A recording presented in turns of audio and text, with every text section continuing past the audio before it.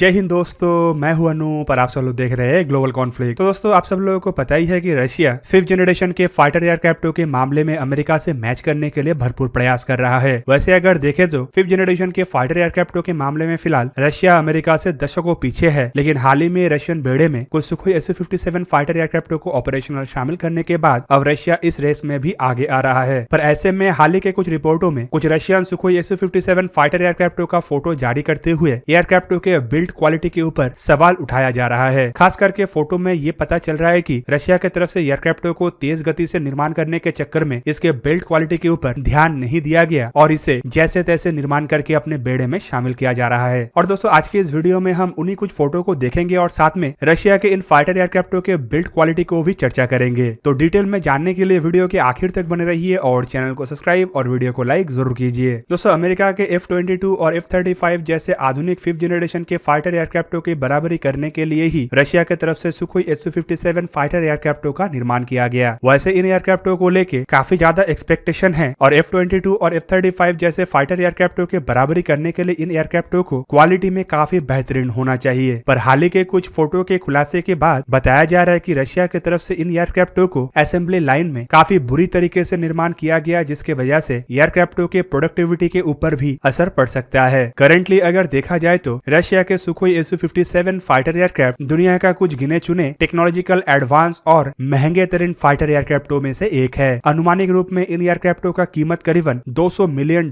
तक है और इतना एक्सपेंसिव एयरक्राफ्टों को रशिया के तरफ से हाईली टेक्नोलॉजिकल और बेहतरीन हथियारों से लैस करने का भी दावा किया जाता है। पर दोस्तों हाल ही का जो खुलासा हुआ है वो कई सारे रशियन हथियारों के फैन के मन को दुख भी पहुंचा सकता है। और दोस्तों ऐसे ही एक फोटो में रशियन फाइटर एयरक्राफ्ट के विंग के ऊपरी हिस्से आसानी से देखा जा सकता है। खास करके ऐसे फोटो को खींचने के लिए कैमरा को विंग टिप के ऊपरी हिस्से में लगाया गया है ताकि ये फ्लाई करते दरमियान एयरक्राफ्टों के विंग के साथ साथ कॉकपिट और एयरक्राफ्ट के बॉडी के ऊपरी हिस्से का फोटो ले पाए। पर इस फोटो में एक शॉकिंग चीज रिवील हुआ कि एयरक्राफ्टों में अभी भी रशिया के तरफ से पुराने जमाने के ऑर्डिनरी स्क्रूज का इस्तेमाल किया जा रहा है। दोस्तों आप भी इस फोटो में साफ साफ उन स्क्रू को देख सकते हैं जिसे एयरक्राफ्ट के ऊपरी सेक्शन में लगाया गया है। और इसके बाद इन फोटो को लेके सोशल मीडिया में कई तरीके के जोक भी अवेलेबल है, जहाँ पे रशिया के डिजाइन का मजाक उड़ाते हुए ये बताया जा रहा है कि रशिया के जो मेंटेनेंस टीम है उनके सुविधा के लिए इन स्क्रू को लगाया गया है ताकि स्टोर में मिलने वाले ऑर्डिनरी स्क्रू ड्राइवरों के द्वारा इन स्क्रू को खोला जाए और जल्द से जल्द एयरक्राफ्टों को मेंटेनेंस किया जा सके। वैसे अगर देखें तो ऐसे स्क्रू का इस्तेमाल अमेरिका भी अपने 4th जनरेशन के फाइटर एयरक्राफ्ट या अन्य देशों के द्वारा भी अपने पुराने जनरेशन के फाइटर एयरक्राफ्टों में किया जाता है। रशिया इससे पहले भी ऐसे स्क्रू का इस्तेमाल अपने बाकी एयरक्राफ्टों में कर चुका है, लेकिन एक्सपर्टों का मानना है कि ऐसे 5th जनरेशन के लीडिंग और मॉडर्न फाइटर एयरक्राफ्टों में ऐसे कम मॉडर्न स्क्रू का इस्तेमाल एयरक्राफ्टों के ड्यूरेबिलिटी के ऊपर असर डाल सकता है। खास करके ऐसे स्क्रू जब कम समय के अंदर ही रस्ट का शिकार हो जाता है तो एयरक्राफ्टों के एयरफ्रेम इससे काफी ज्यादा प्रभावित होता है। दूसरी तरफ अगर अमेरिकी एयरक्राफ्ट के मतलब F-22 के ऐसे ही स्क्रू को देखा जाए तो अमेरिका के द्वारा यहाँ पे एक स्पेशल एंटी स्लिप स्क्रू का इस्तेमाल किया गया है, जिन स्क्रू को स्पेशली इन कामों के लिए डिजाइन किया गया है और इसे ऐसे बनाया गया है कि एयरक्राफ्ट जब फ्लाई करे या बार बार एयरक्राफ्टों का जब इस्तेमाल हो तो दबाव के वजह से और झटके के वजह से ऐसे स्क्रू खुल ना जाए। इवन दोस्तों अमेरिकन एयरक्राफ्टों में इस्तेमाल होने वाले इन स्क्रू का क्वालिटी भी रशियन एयरक्राफ्टों के तुलना में काफी अच्छा है, क्योंकि 15 साल बीतने के बावजूद अब भी इन स्क्रू को अमेरिका के द्वारा इस्तेमाल किया जा रहा है। जबकि ऐसे स्क्रू में मुश्किलें ये है कि इसे खोलने के लिए या लगाने के लिए स्पेशल इक्विपमेंटों का आवश्यकता पड़ता है और हर एक देश या हर एक एयर बेसेस में ऐसे इक्विपमेंट ना होने की वजह से हर जगह में ऐसे एयरक्राफ्टों का मेंटेनेंस या अपग्रेडेशन पॉसिबल नहीं है, जिस वजह से अमेरिकी एयरक्राफ्टों का मेंटेनेंस में भी लंबा समय और लंबा खर्चे का भी आवश्यकता पड़ता है। दोस्तों स्क्रू के बाद जो दूसरा फोटो पब्लिकली अवेलेबल किया गया है जिसके वजह से एयरक्राफ्टों को क्रिटिसाइज किया जा रहा है वो असल में एयरक्राफ्ट के फ्यूसलाज सेक्शन में स्थित इंटरनल वेपन बे का है, जहाँ पे साफ साफ दिख रहा है कि रशिया के इन फाइटर एयरक्राफ्टों के इंटरनल वेपन बे को बंद करने के बावजूद इसमें एक बहुत बड़ा गैप है जो सीरियसली एयरक्राफ्ट के स्टेल्थ फीचर के ऊपर एक बहुत बड़ा असर डाल सकता है। इसके अलावा दूसरा और एक फोटो में सुखोई Su-57 एयरक्राफ्ट के जो कॉकपिट है उसके ग्लास में एयर बबल्स दिख रहा है। दोस्तों इसके बाद कहा जा रहा है कि ये भी रशिया के ये सुखोई Su-57 फाइटर एयरक्राफ्ट के एक बहुत बड़े प्रॉब्लम में से एक है, जो एयरक्राफ्ट के क्वालिटी को तो घटाता ही है, साथ में अन्य देशों के अंदर इसके इंटरेस्ट को भी घटा देगा। जबकि दूसरी तरफ अगर देखा जाए तो 15 साल पुराने F-22 एयरक्राफ्ट के जो इंटरनल वेपन बे है उसे क्लोज करने के बाद ऐसा कोई गैप नहीं रहता और अगर कॉकपिट ग्लास के के एयर बबल्स के ऊपर ही अगर चर्चा किया जाए तो दोस्तों ऐसे एयर बबल्स पायलट के लॉन्ग रेंज में फ्लाइट के दरमियान दुश्मन के एयरक्राफ्ट के ऊपर व्यू को घटा सकता है, जो एक लॉन्ग रेंज कॉम्बैट में बहुत बड़ा रिस्क भी बन सकता है। दोस्तों लॉन्ग रेंज कॉम्बैट के दरमियान दूर में स्थित दुश्मन के एयरक्राफ्ट काफी छोटा दिखता है और ऐसे में ऐसे एयर बबल्स ऐसे छोटे आकार के ऑब्जेक्टों को देखने में बाधा पैदा कर सकता है। अमेरिका के F-22 फाइटर एयरक्राफ्टों के अगर कॉकपिट ग्लास या ग्लास चैम्बर को देखा जाए तो रिपोर्टों में यह भी कहा जा रहा है कि अमेरिकी एयरक्राफ्टों में एटलीस्ट ऐसे कोई बबल्स का कोई निशान नहीं मिलता जो एयरक्राफ्ट के पायलट के व्यू में कोई असर डाले। और दोस्तों इस तरीके की घटना को काफी छोटे मोटे घटना के रूप में ही देखा जा रहा है, क्योंकि इसे दूर करना इतना बड़ा काम नहीं है और रशिया आसानी से इसे दूर कर सकता है। लेकिन ऐसे जो फोटो के माध्यम से कुछ फ्लॉज का डिटेक्शन हो रहा है, ये साफ साफ दर्शाता है कि रशिया की तरफ से सुखोई Su-57 फाइटर एयरक्राफ्टों को निर्माण करते टाइम इतना ध्यान नहीं दिया गया और ऐसे बेहतरीन और 5th जनरेशन के महंगे तरीन फाइटर एयरक्राफ्टों के लिए ये छोटे मोटे फ्लॉज भी बहुत बड़ा असर डालने में सक्षम है।